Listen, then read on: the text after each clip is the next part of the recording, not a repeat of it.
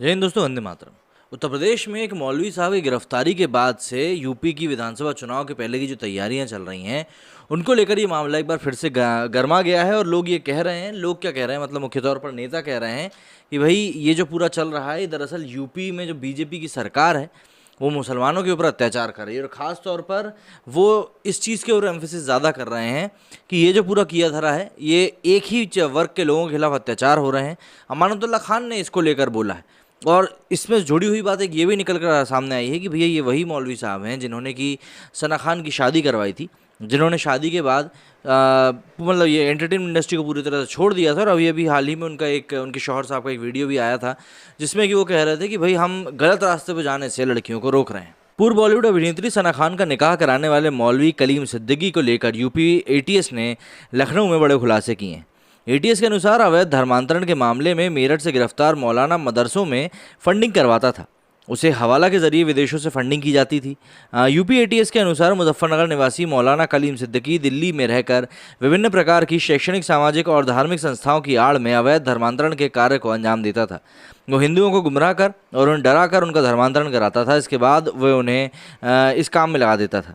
Reports के मुताबिक वो लोगों को भ्रमित करके शरीयत व्यवस्था लागू करने और मुस्लिमों की जनसंख्या बढ़ाने के लिए बड़े स्तर पर धर्मांतरण करवा रहा था। यूपी एटीएस लंबे समय से कलीम पर नजर रखे हुई थी। वहीं आप नेता अमानतुल्लाह खान के बाद समाजवादी पार्टी के सांसद शफीकुर रहमान बर्क ने मौलाना की गिरफ्तारी को गलत ठहराया है।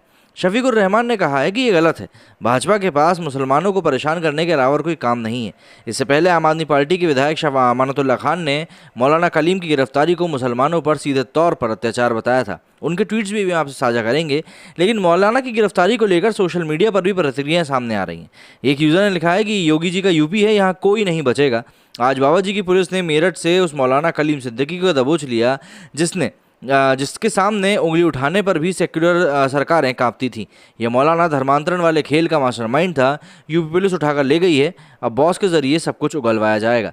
मानसी नाम के एक ट्विटर यूजर ने लिखा है कि धर्मांतरण का देशव्यापी गिरोह चलाने वाले गिरफ्तार मौलाना कलीम सिद्दीकी को विदेशों से हवाला के जरिए करोड़ रुपए की फंडिंग हो रही थी। बहरीन से ट्रस्ट का 1.5 करोड़ रुपए मिले हैं। अवैध धर्मांतरण कर मुस्लिम जनसंख्या बढ़ाने, शरीयत व्यवस्था लागू करने की ये साजिश थी। गौरतलब है कि मौलाना कलीम सिद्दीकी पर धर्मांतरण कराने के कई आरोप हैं। एटीएस की जांच में सामने आया कि मौलाना मदरसों की आड़ में पैगाने इंसानियत का संदेश देने के बहाने लोगों को जन्नत और जहन्नुम जैसी बातों का लालच और भय दिखाकर उन पर इस्लाम कबूल करने का दबाव बनाया करता था। अब ये सब बातों का खुलासा होने के बाद एक उंगली इस तरह से भी उठ रही है कि भाई आखिर ये इतने बड़े जो गिरोह काम करते हैं, ये बिना सरकार की नज़रों में आए आखिर काम कैसे कर लेते हैं। क्योंकि एक बात तो समझनी पड़ेगी कि जब इतना बड़े पैमाने पे ये चीज़ें होती हैं तो आपको समझना चाहिए कि ये चीज़ें बगैर किसी बड़े इंसान के मतलब उसके शह के बिना तो हो ही नहीं सकती। एडीजी प्रशांत कुमार मौलाना की गिरफ्तारी को लेकर आज यूपी पुलिस मुख्यालय में मीडिया को संबोधित करेंगे। इस दौरान वो मौलाना की गिरफ्तारी से जुड़ी हुई जानकारी साझा करेंगे।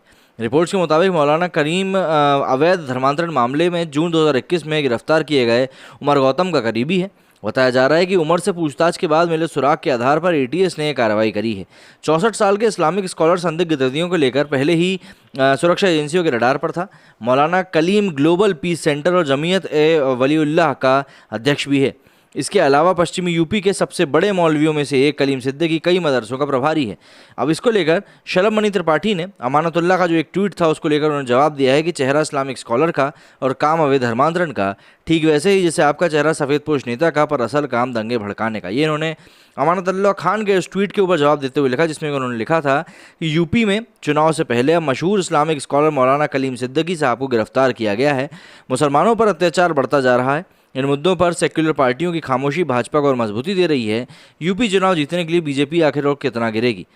इसको लेकर ये जो पूरी बातें अमानतुल्लाह खान ने कही थी, इसके बाद ये बात सामने आई कि कलीम मुजफ्फरनगर के फूलत गांव का रहने वाला है। वो मुजफ्फरनगर से मेरठ के लिसाड़ी गेट के हुमायूं नगर के स्थित एक मस्जिद में इमाम शरीक में आयोजित एक कार्यक्रम में शामिल होने के लिए आया था। मंगलवार 21 सितंबर को रात लगभग 9 बजे नमाज अदा करने के बाद मौलाना वापस मुजफ्फरनगर लौट रहा था। इसी दौरान उसे एटीएस की टीम ने गिरफ्तार कर लिया। गौरतलब है कि उत्तर प्रदेश एटीएस ने धर्मांतरण करने के मामले में गिरफ्तार किए गए मोहम्मद उमर गौतम और मुफ्ती काजी जहांगीर आलम कासमी को जून में दिल्ली के जामिया नगर इलाके से गिरफ्तार किया था। उन पर पाकिस्तान की इंटर सर्विसेज इंटेलिजेंस मतलब आईएसआई से कथित फंडिंग के साथ बधित छात्रों और गरीब लोगों को इस्लाम में कन्वर्ट करने की कोशिश करने की भी आरोप लगे थे। अब ये मामला जितना छोटा दिखाई दे रहा है, बल्कि मैं यूँ कहूँगा उतना छोटा है नहीं, ये बड़ा मामला निकल कर सामने आएगा। जून में भी इसको लेकर काफ़ी उठापटक हुई थी।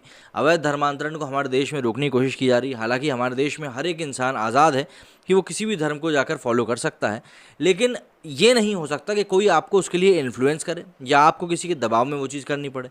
अगर किसी के मन में है कोई चीज़ किसी को करने की, तो वो उसको फॉलो कर सकता है, लेकिन उसके ऊपर दबाव नहीं बनाया जा सकता। अब इसको लेकर आपका क्या कहना है, मुझे कमेंट करके ज़रूर बताइएगा। मेरे स्टूडियो में फिलहाल इतना ही। जय हिंद, जय भारत।